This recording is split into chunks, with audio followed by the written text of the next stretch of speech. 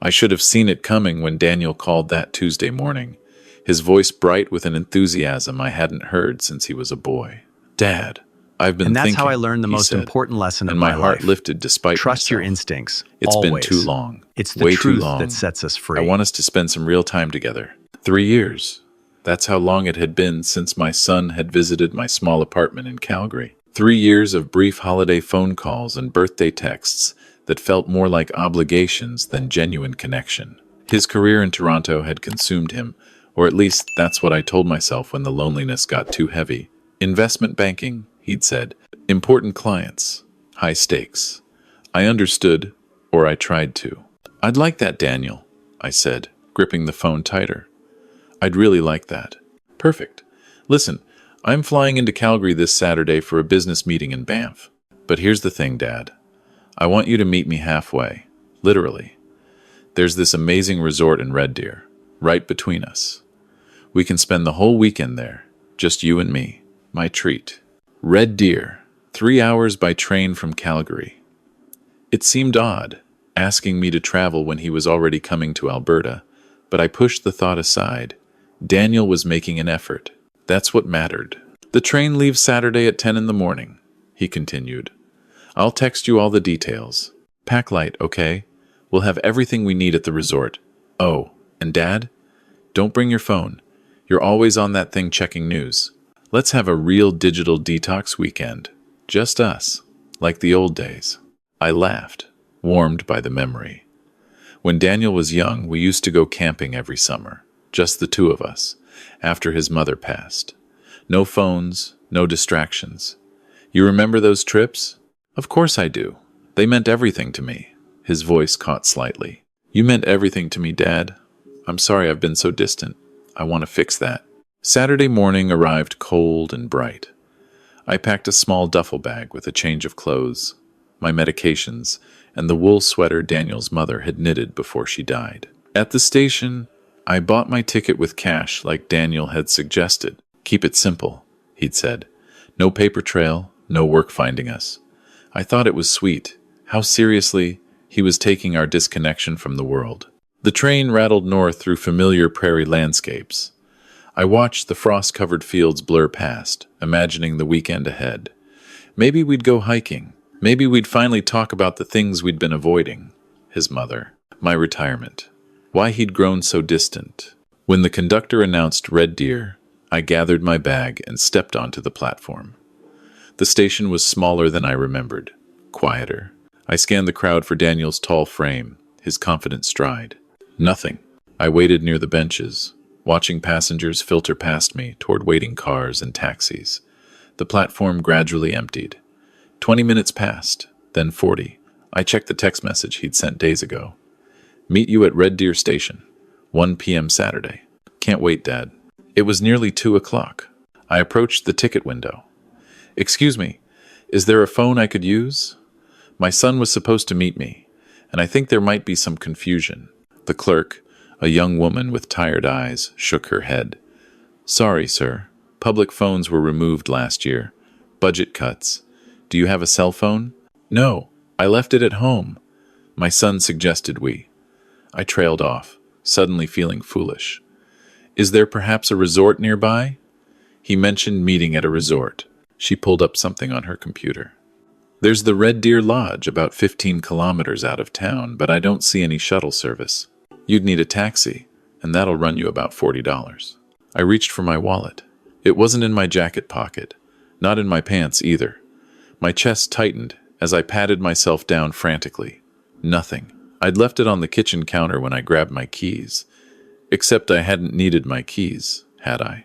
Daniel said not to worry about locking up. "You're only gone for the weekend, Dad. What could happen?" The duffel bag. I unzipped it with shaking hands. Clothes, medications, sweater. No wallet, no keys, no phone. "Sir, are you all right?" The clerk's voice seemed to come from very far away. "I don't have my wallet," I heard myself say. I thought I'd packed it, but I must have forgotten. "My son, he's meeting me here, but I can't reach him, and I don't have money for a taxi, and I don't even have my house keys to go home." She looked uncomfortable. the way people do when confronted with someone else's misfortune. And that's how I Is learned there the most someone else I important can lesson call of my for you? life. A It was a friend? long journey, Another full of family challenges, member? but I thought of ultimately my empty rewarding beyond contact measure. list. Most of my old friends from the garage had passed on or moved away. My brother in Vancouver and I hadn't spoken in a decade. Daniel was it. Daniel had always been it. No, I whispered. There's no one else. The clerk made a sympathetic noise. Look, I can't leave the window, but there's a waiting area with benches. Maybe your son's just running late? Traffic from Calgary can be unpredictable. I nodded, not trusting my voice, and moved to the wooden bench near the far wall. The station felt cavernous now, every footstep echoing. A few travelers passed through, but no one looked twice at the old man, clutching his duffel bag like a lifeline. 3 o'clock came and went, then 4. The sky outside began to dim with that early winter darkness that settles over Alberta in November. I kept replaying the conversation with Daniel, searching for what I'd missed. Had I gotten the day wrong? The time? But no, the text was clear. Saturday, 1 p.m., Red Deer. Waiting for someone? The voice startled me. I looked up to see an elderly man standing nearby, leaning slightly on a wooden cane. He must have been in his mid-70s, wearing a faded railway worker's jacket and a kind expression that reminded me of my own father. My son, I said automatically. He was supposed to meet me 3 hours ago. The man nodded slowly, as if this made perfect sense. May I sit? I gestured to the bench, grateful for the company even as a part of me wanted to be left alone with my growing panic. He lowered himself carefully, settling the cane across his lap.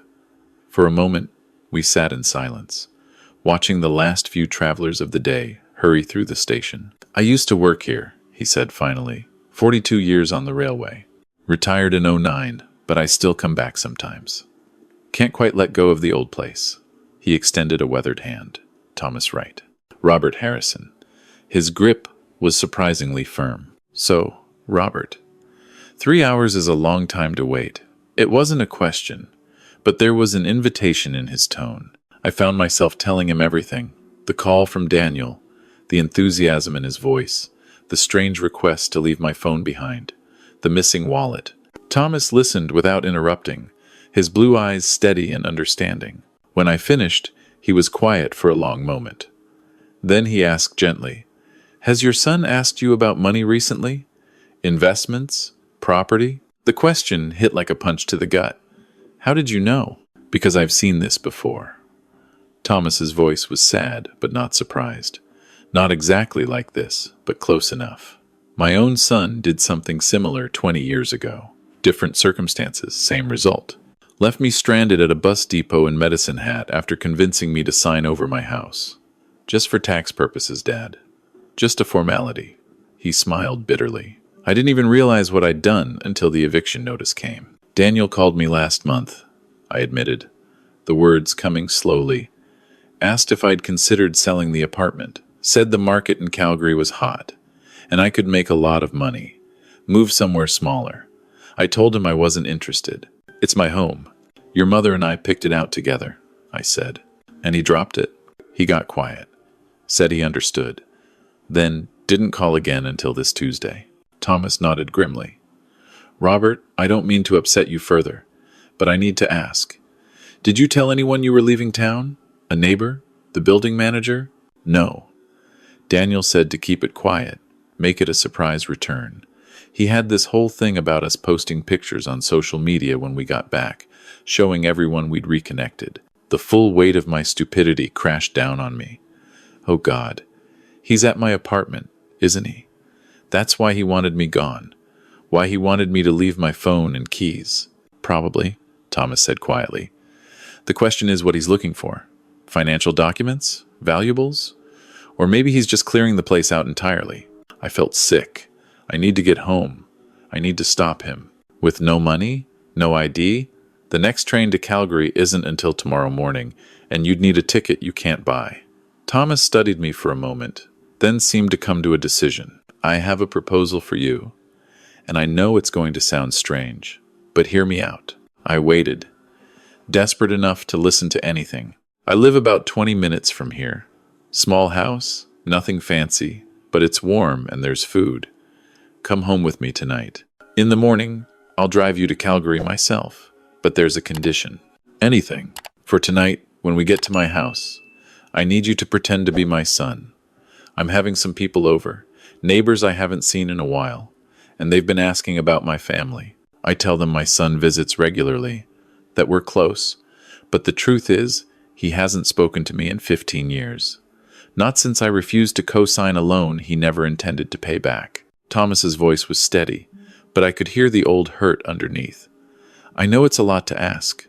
I know it's dishonest, but I'm an old man who's tired of being pitied, and you're someone who needs help. We can help each other. I should have said no. Should have found another way, called the police. Done something else. But sitting in that cold station, betrayed by my own son, and facing a night with nowhere to go, Thomas's offer felt like the only lifeline I had. All right, I said. I'll do it. Thomas's house was a modest bungalow in a quiet neighborhood on the outskirts of Red Deer. The inside was neat but lived in, with photographs covering nearly every surface. Most were old, black and white, or faded color prints from decades ago. My late wife, Margaret, Thomas said, noticing my gaze. She passed in 2012. Cancer. That's her at our wedding, and there with our son when he was young. I studied the photo of a young boy, maybe 7 or 8, grinning gap-toothed at the camera. What's his name? James. And I loved him more than anything in this world, but love isn't always enough, is it? Sometimes people grow up and decide you're not worth their time anymore. Before I could respond, the doorbell rang. Thomas straightened.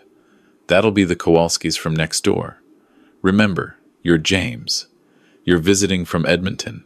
You're an engineer. Keep it simple. The next 2 hours were surreal. The Kowalskis were a friendly couple in their 60s who seemed genuinely delighted to meet Thomas's son. They asked about my work, my family, my life in Edmonton. I answered with vague generalities, hating every lie but committed to the charade. It's so wonderful to see you two together, Mrs. Kowalski said as they were leaving. Thomas talks about you all the time. You can tell how proud he is. After they left, Thomas and I sat in his small living room in heavy silence. I'm sorry, I finally said. That was harder than I thought it would be. For me too. Thomas poured us each a small glass of whiskey. I meant what I said to them, you know. I am proud of James. Or I was. He was brilliant, funny, kind when he was young. I don't know where it went wrong. Daniel was like that too, I heard myself saying.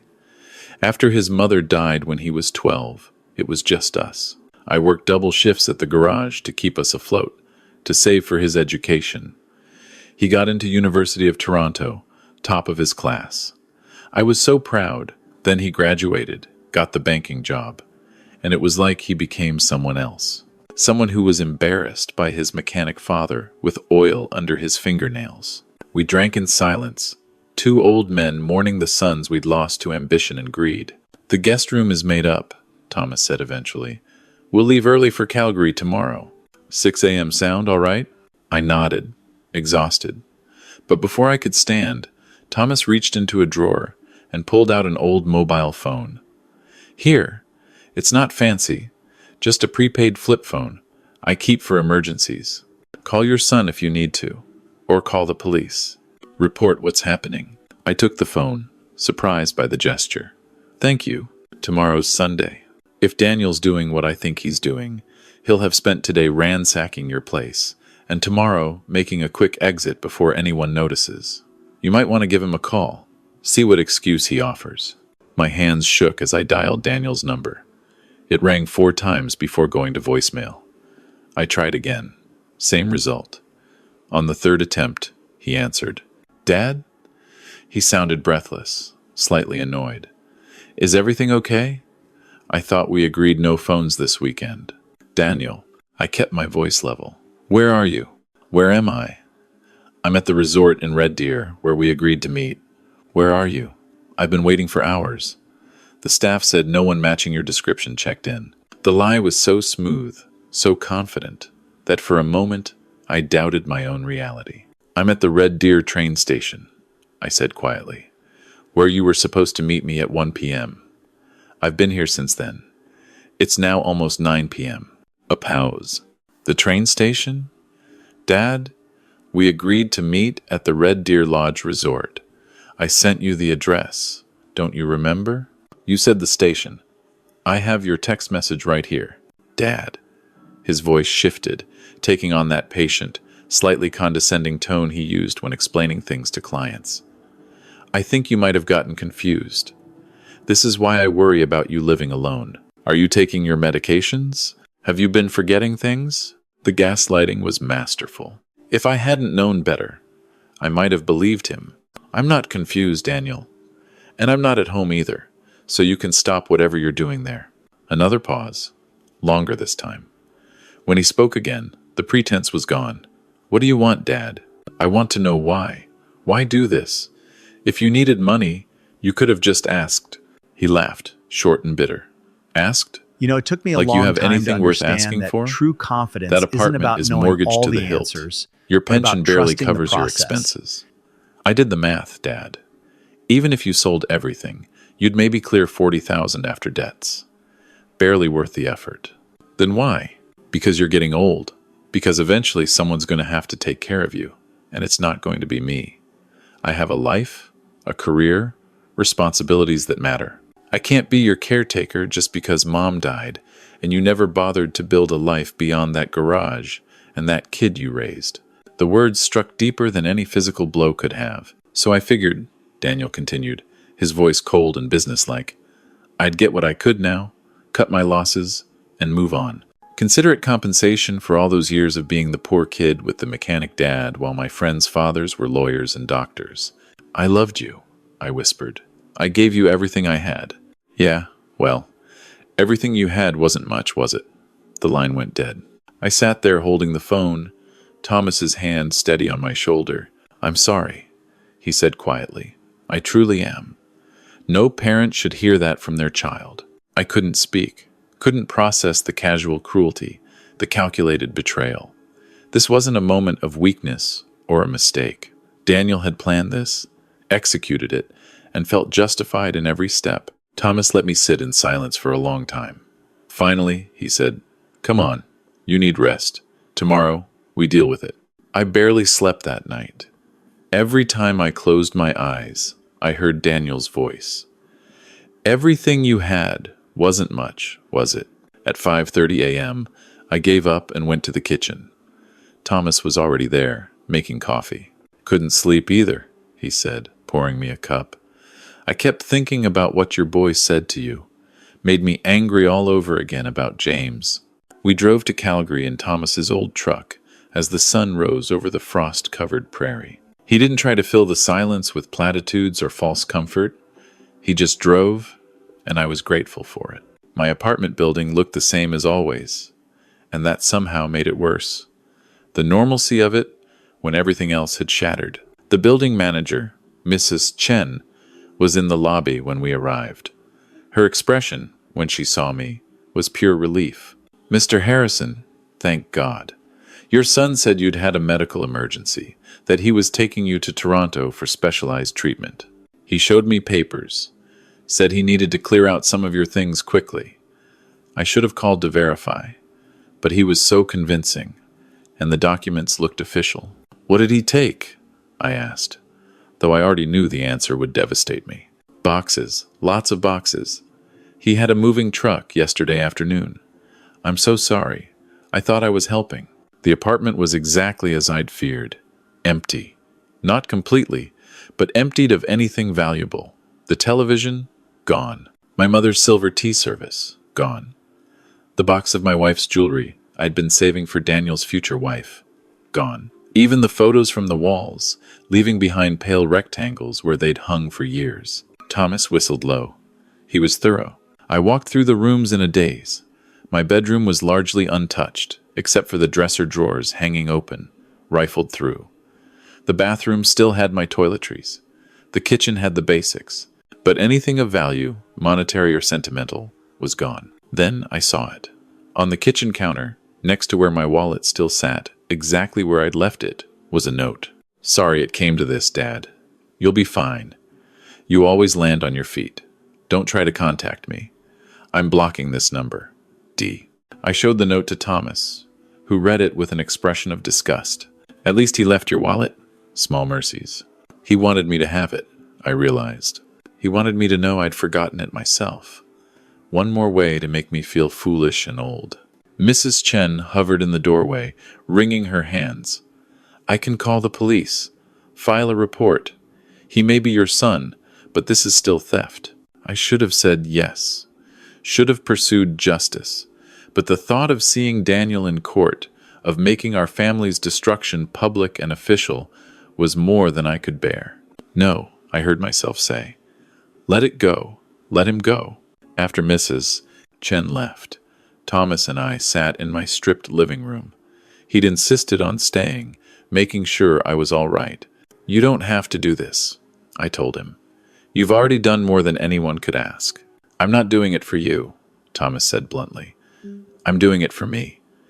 Because I wish someone had been there for me when James pulled his stunt. Because helping you means maybe it wasn't all for nothing. The pain, the betrayal, maybe it serves some purpose. Over the next few weeks, Thomas became a fixture in my life. He'd drive down from Red Deer twice a week, help me replace the stolen items bit by bit from thrift stores and garage sales. We'd have dinner, watch hockey, talk about everything and nothing. You know what's funny? I said one evening. I feel more like I have a son now than I did when Daniel was still calling once a month. Thomas smiled. I was thinking the same thing about finally having someone to share meals with. James used to love my cooking. You're a terrible cook, but at least you appreciate my efforts. It became a running joke between us.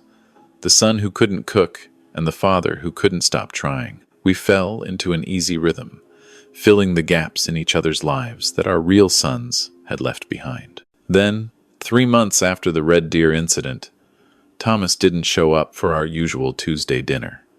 He didn't answer his phone. I drove to Red Deer in a panic, letting myself in with the spare key he'd given me. He was in his armchair, looking peaceful.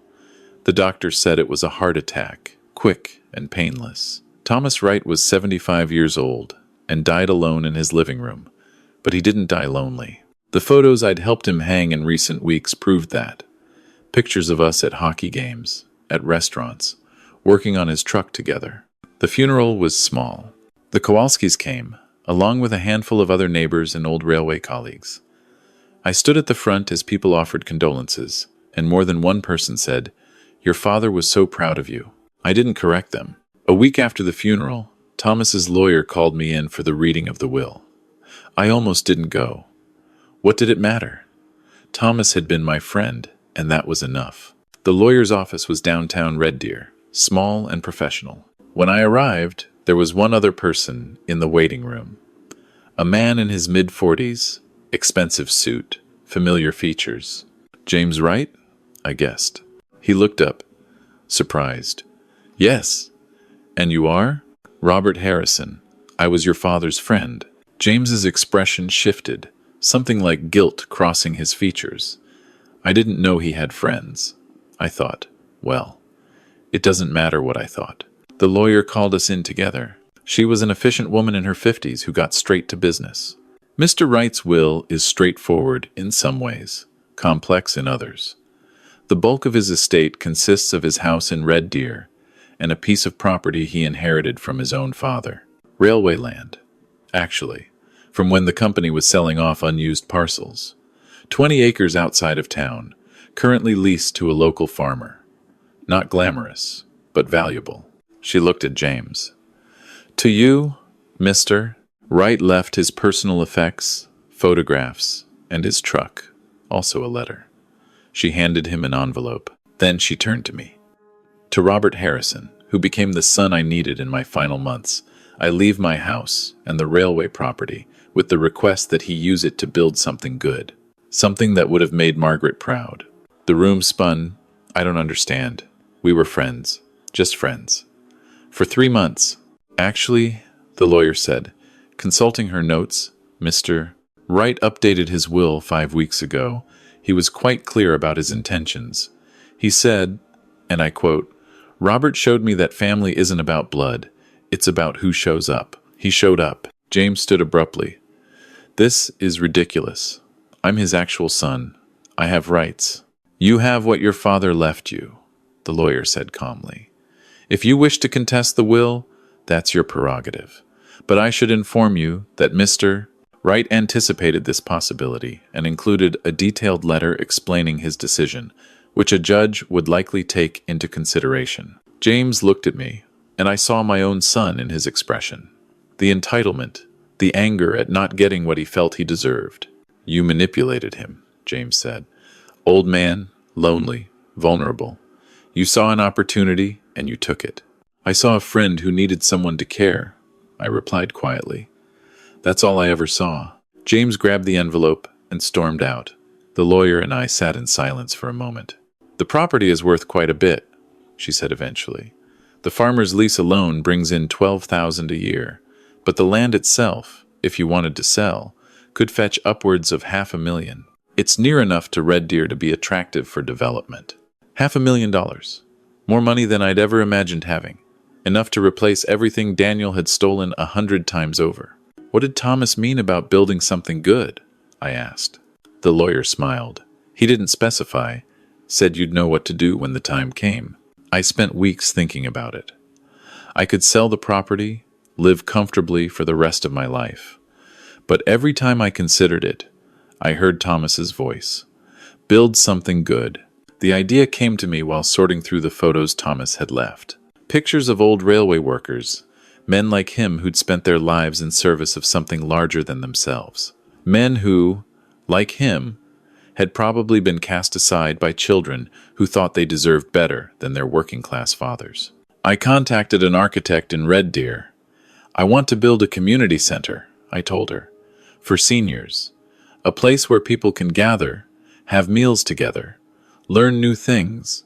A place where nobody has to feel forgotten or useless or alone." She looked at the property, ran the numbers. "It's doable," she said. "Not luxurious, but functional. You could probably serve 100 people daily if you design it right." Construction took a year. I used Thomas's house as my base, commuting between Red Deer and Calgary. Mrs. Chen was understanding about me being gone so much. "You've got a purpose now," she said. "I can see it in your face." The Wright Community Center opened on what would have been Thomas's 77th birthday. The Kowalskis came, along with dozens of other seniors from the area. We served lunch, started a woodworking class, set up a games room. In the corner, I hung 2 photographs. One of Thomas in his railway uniform, young and proud. One of us together at a hockey game, 2 old men who'd found family in unexpected places. James Wright showed up 3 weeks after the opening.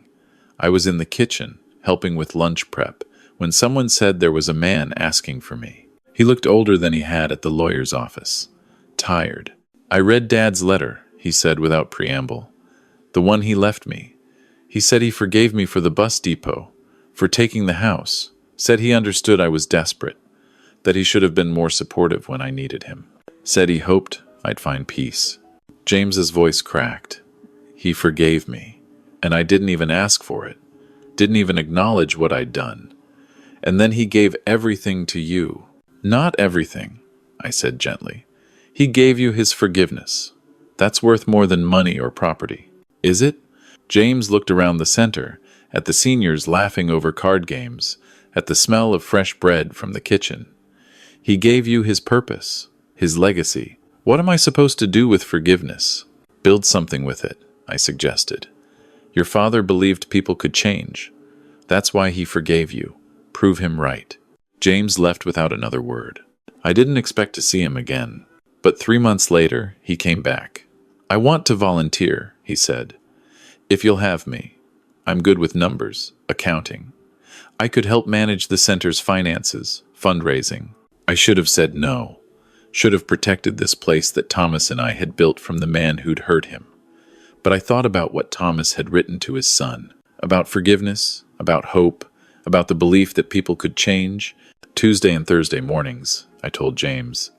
"We can use the help." It's been 2 years now. The Wright Community Center serves lunch to over 200 seniors daily. We've added exercise classes, a library, a workshop where old railway workers teach their crafts to anyone interested in learning. James is there every Tuesday and Thursday, and now Saturdays too. He doesn't talk much about his past, but sometimes I see him looking at his father's photo with an expression I understand all too well. Regret, love, loss. Last week, my phone rang. A number I'd blocked 2 years ago. I'd changed phones since then, got a new number. Somehow, Daniel had tracked it down. "Dad," he said, and his voice was exactly as I remembered. Confident, entitled. "I heard about your community center. Saw an article in the Red Deer Advocate. $500,000 in property? And you're giving it away to strangers?" "Hello, Daniel. Look, I know I messed up with the whole apartment thing. I was going through a tough time financially, and I panicked. But I'm doing better now. I could help you manage that property properly. We could turn a real profit if we develop it right." I thought about Thomas's letter to James, about forgiveness and second chances. Then I thought about Daniel's voice that night at the train station. "Everything you had wasn't much, was it? Some people change. Some people don't. The trick is knowing which is which."